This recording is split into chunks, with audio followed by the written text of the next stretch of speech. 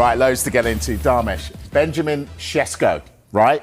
Man in demand. What's the latest development on him? Yeah, this one looks like it is developing. Something's going to have to come to a head sooner rather than later with this one, you would think. Manchester United now expected to make a formal offer to RB Leipzig for their striker, Benjamin Sesko. They have been in talks, as we have been reporting on Sky Sports News, over what they would be prepared to pay for Benjamin Sesko. Remember, Newcastle United, they're in ongoing talks with RB Leipzig over the structure of their deal because they've already made an offer.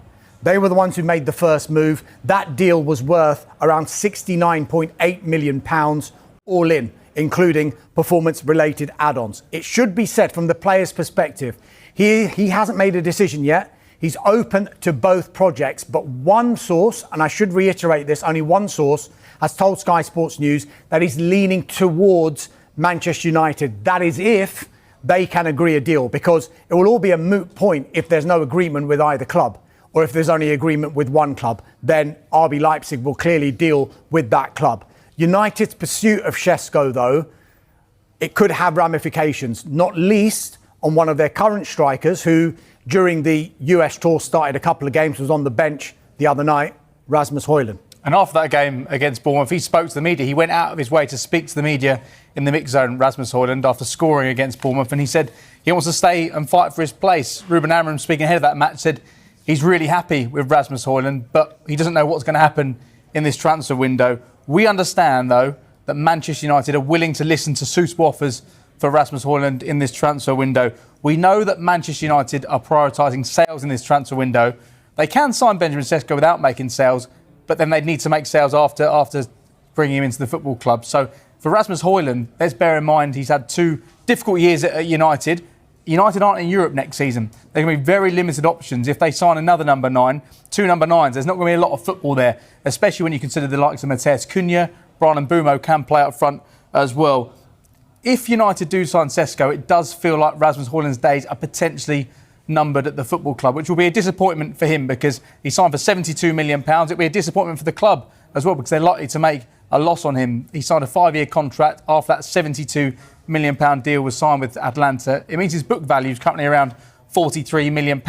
It's been reported elsewhere United would look for at least £30 million to sign him. So it looks like if they're to let him go, it would come at a loss. One thing I would say quickly, Mike, on Rasmus Hojlund is, in defence of him, in one way, when he joined the club, he was slightly injured. He didn't have a pre-season in his first season when he joined. I think his debut was against Arsenal. He came off the bench at the Emirates and he looked pretty dangerous.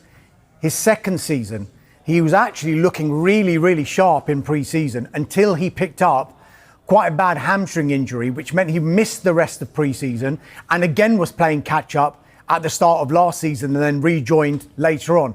This time, when there's all this talk about Rasmus Hojlund potentially going and Manchester United potentially considering suitable offers, he's had a good pre-season and he's looked pretty sharp. And even Ruben Amorim has said he's starting to learn what I want from him and he's been really, really good in these games. Struggled at the end of last season, though, didn't he? Really struggled. Quick line that you said, that if they could bring in someone like Sesko, let's say Sesko, but they don't have to sell beforehand. But if they do that, aren't they just alerting any other club that they can get Man United players on the cheap?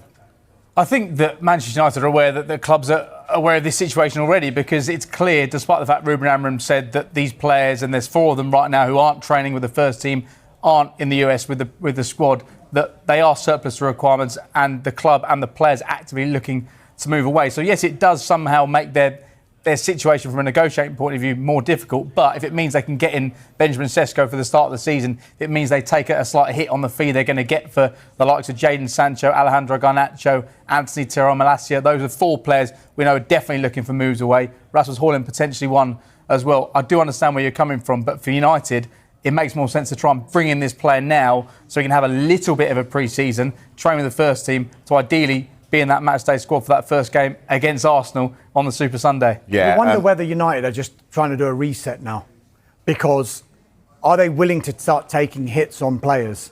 I can compare it to maybe if you look at when Mikel Arteta took over at Arsenal. They were not in a good way. I think his first season they finished 8th. They didn't make the Champions League in his second season. but they made a decision as a football club that some of the players that were no longer going to be part of Mikel Arteta and Arsenal's future, however much they could have got for them, they just said, right, sometimes it's going to be a mutual termination of a contract. Yeah. Sometimes we're going to have to take much, much less than what we wanted for them and probably what their market value is, but just so that they can move on. Are Manchester United thinking like that? Manchester United have learned that their wish to sign Javi Guerra may not be quite as advanced as previously suggested amid claims the midfielder prefers to remain at Valencia. Though the La Liga side could yet force his hand and hand the player to the Red Devils for a discounted fee. The Red Devils are finally ready to focus on strengthening other areas of Ruben Amorim's squad after wrapping up the signing of Brian Bumo from Brentford for a fee of £71 million earlier this week. And while any further arrivals at Manchester United will depend on player sales, Director of Football Jason Wilcox, alongside the manager, has made plans to welcome in 3 more signings at Old Trafford. And hopefully before the new season gets underway with a tasty home clash against Arsenal on August 170 that end. David Ornstein has confirmed the next 3 targets at Old Trafford will be a goalkeeper, a new striker to lead the line and a central midfielder to cover the exit of Christian Eriksen and to ultimately displace Casemiro, who now has under a year left on his deal. As a result, reports this week have claimed United have already reached a verbal agreement with Guerra to transfer to Old Trafford from Valencia. And with his deal due to expire in 2 years, Los Che are open to the 22-year-old sale in a bid to ease their financial difficulties. Those talks gathered further pace on Wednesday after it was claimed that Guerra had greenlit the transfer and has said yes to a summer move to Old Trafford. However, the move might not be quite as advanced as previously reported, per new information emerging in Spain. And according to Onda Cero, Guerra's priority remains on staying at the Mestalla and will only leave if shown the door. Javi Guerra is clear about it. Unless they show him the exit door and force him to leave, he wants to stay more years at the Mestalla club and become an important player, journalist Victor Luch writes. And in contrast to Christian Mosquera, who has rejected a new deal and made clear his wish to join Arsenal, Guerra is not willing to leave unless he is forcefully shown the door. Guerra knows firsthand he is a key piece in the Valencian coach's scheme, and that the team is going to pivot around his football. Meanwhile, Luch has also moved to play down talks that a verbal agreement over a move to United has been reached. The Red Devils and the Magpies have been hot on the heels of the Slovenian striker, 22, in recent weeks. Sesko has told both sides that he is only opening to joining them, ruling out any other clubs. Sesko informed his agent that he will choose between either Man United or Newcastle if he were to leave RB Leipzig this summer. The chat allegedly took place during a meeting on Sunday after Sesko was left out of Leipzig's squad for their friendly against Atalanta. Newcastle made their first move on Saturday with a club record offer worth £69.8 million including add-ons. But that was knocked back by Leipzig, who are now demanding £70 million guaranteed. The total package is expected to exceed £70 million when the clubs include add-ons. There has been no official bid from Man United yet, but the club are expected to launch an offer of their own imminently. Old Trafford chiefs have been in talks with Leipzig over what they would be prepared to pay. Sesko is understood to be open to both projects, but he is reportedly leaning towards Manchester United. Newcastle offer Champions League football and are ready to close the deal right now, while the cash-strapped United have no European football at all this season and will need to take time while negotiating a possible move. Sesko reportedly has a gentleman's agreement in place with his club and they will not stand in his way should an appropriate offer arrive. He was also linked with Arsenal before the Gunners confirmed Victor Gyökeres last month. Sesko has scored 39 goals in 87 games for Leipzig since joining from Red Bull Salzburg 2 years ago. It was thought Ruben Amorim's side would have to make sales in order to bring in a striker. However, while the priority is to offload players, it is understood United can buy before selling, provided there are sales before the window closes. And if Sesko joins Newcastle, it leaves the door open for Alexander Isak to move on for what will surely be a Premier League transfer record. Liverpool had a formal bid of £110 million rejected by Newcastle, going in with a figure £10 million less than what they had offered informally last month.